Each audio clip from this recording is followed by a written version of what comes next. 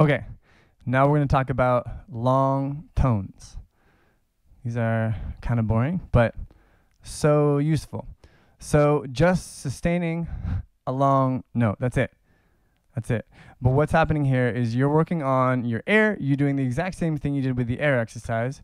You're also working on listening to the sound of the saxophone that you're creating. You're creating awareness, which is very, very important. Also, you're developing muscles here, right? And let's talk about the air passageway and what's going to happen basically with your air. So it starts here, right? With your pressurized air. It's going to come up. You're going to have an open throat, usually by creating like a yawning shape, or if you're saying oh, that kind of open throat, right? So that's what's happening with the air. So pressurized, open, oh, yawning, right here. It's going to come up here into the mouth, and then it's coming out, and then you're basically going to have equal pressure around the mouthpiece. It's kind of like a rubber band. That's the idea. So that's basically what you're doing. There's also different mouth shapes that you can use, but I really like the opening throat idea. So kind of like you're yawning, or like you're saying oh. So super open sound. Okay. So when I'm doing a long tone, I like to keep it in the mid-range because those are the easiest ones to do, especially when you're starting out. Right? So maybe like a G.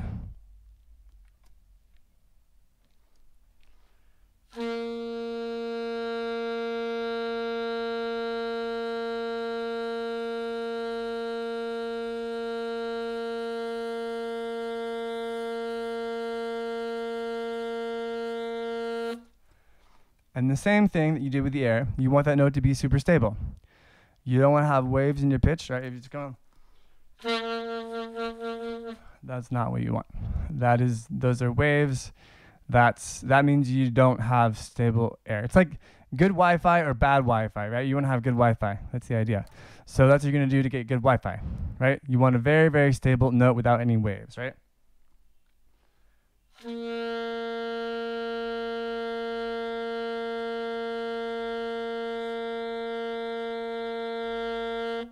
And you go basically as long as you can.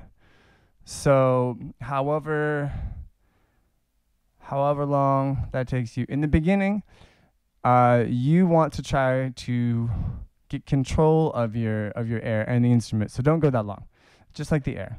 You want to go for a short amount of time. Later on, you can go longer. So for the sake of demonstrating, I'm probably not going to go very long. But we'll do one more time.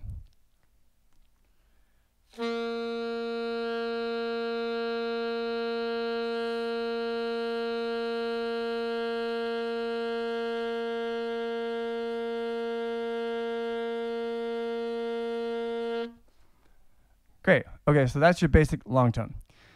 You can go higher. In the beginning, I don't recommend going, probably don't do anything that's using the octave key, because that can develop bad control with your octaves and with your jaw, over tightening basically. Maybe around like, I don't know, F, low F maybe to like D, somewhere around those are good places to start. So let's do another one on C.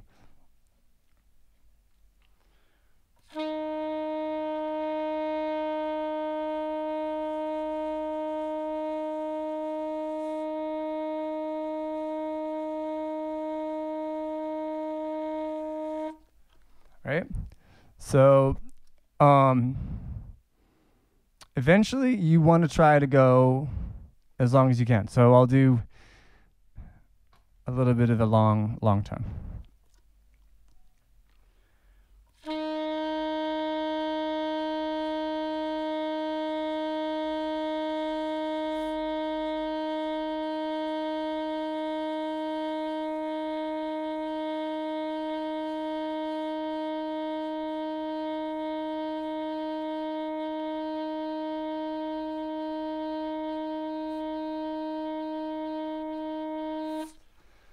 like that. So if you can do notes like that on different notes in the range, that'll help a lot to get a lot of control over what you're doing. Okay, so another thing when we're talking about long tones is long tones with dynamics. This is one thing that often you don't get good control of, especially when you're starting out. The saxophone has one volume, but the saxophone is an incredibly expressive instrument. So you want to get as much volume differentiation as possible. So I do this by doing long tones, but with volume differentiation. And I usually use a tuner.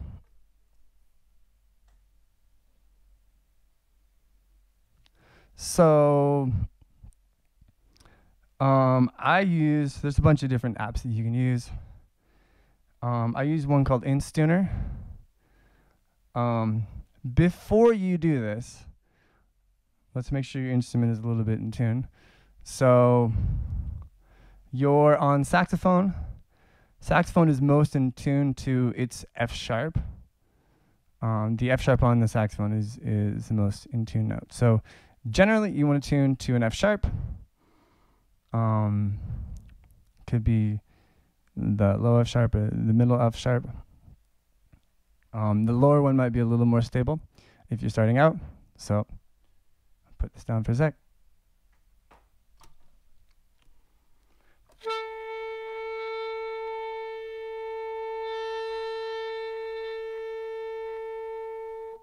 So what I'm going to do with the tuner is I'm going to do a long tone, but I'm going to have differentiation in my volume, but I'm going to stay in tune, right? So I'll show you. So.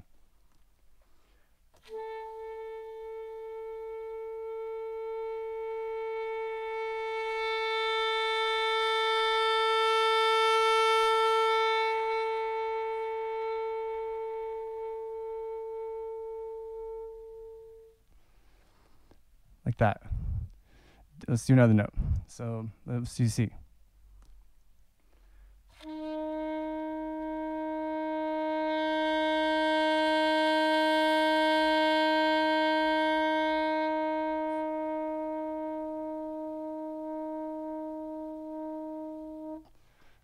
Let's do G.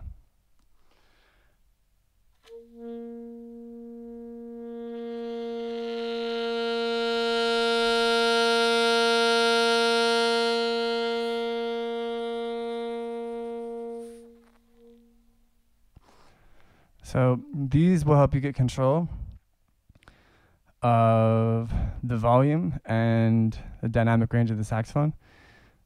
So don't just do long tones, but do long tones like this as well.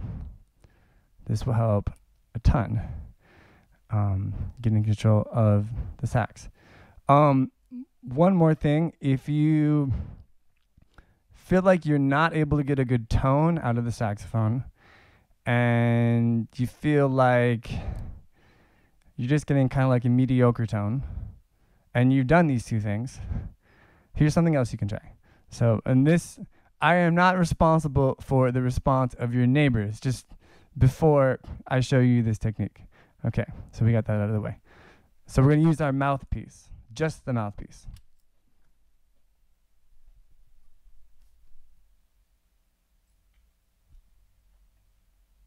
Okay, so with the mouthpiece, we are going to try to just play basically by ourselves exactly the same way we were doing, but we're just going to do with the mouthpiece. So like this.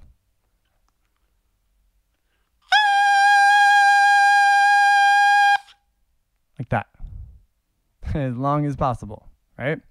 And you want a straight tone. It's a lot harder to get this to happen with the mouthpiece. So right, often it's like, sounds like that a lot. But you want to get a very straight tone, right? You want that sound. And go as long as you can, right? So.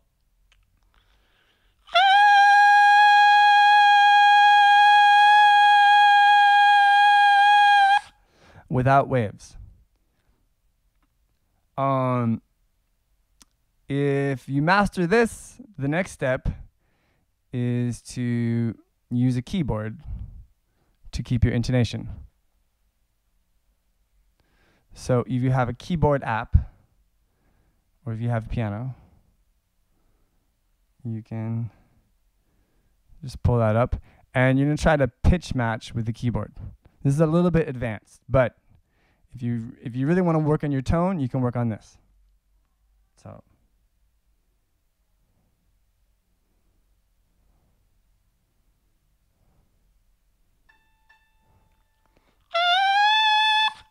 let's take it lower.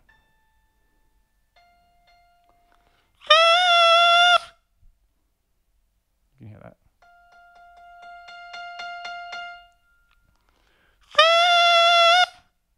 Okay, so then we want to move down with pitch. So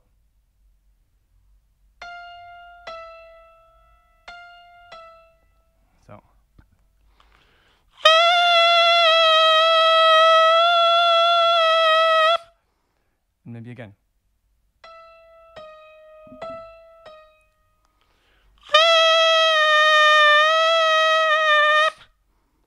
Okay, so this is a great way to get control of your sound as well. When you're thinking about sounds, okay, so a more classical type player might have a higher pitch when they're using the mouthpiece. So, and usually a jazz player would have a lower pitch. So my pitch is pretty low, relatively. It's basically the shape of your mouth, and the shape of your throat. So yeah, I would say try to get a lower pitch. Try to get, a real low pitch. I think that'll give you the best sound that you want once you go back to the saxophone. So that is, in a nutshell, basically the ideas with long tones. So regarding air as well, try to control your intonation with air. You often hear about the term lipping up. You want to really try to control it just with your air. So it doesn't mean more air, that means faster air, right? We're talking about pressurizing the air. That's what you want to try to do. So if the pitch is low, you want to try to bring it up by making the air speed faster. So that's the basic idea. If you start lipping up all the time, I mean, it's common, but that kind of creates a lot of changing in your mouth, and it's not the best, because then you'll end up changing your mouth for a million things. So you really want to move as little as possible. Also, air in different registers. You'll notice that in the higher register, you'll need to use faster air. In the middle register, you can kind of get away with not having great air control, to be honest. In the low register, the most important thing is that it's confident and that it's stable. And that it's, there's sufficient air. It's not necessarily airstream, but there's lots of air and that it's stable. That's really important for the low register. So fast air in the high register, a mediocre air in the low register, and then constant, stable, strong air in the low register.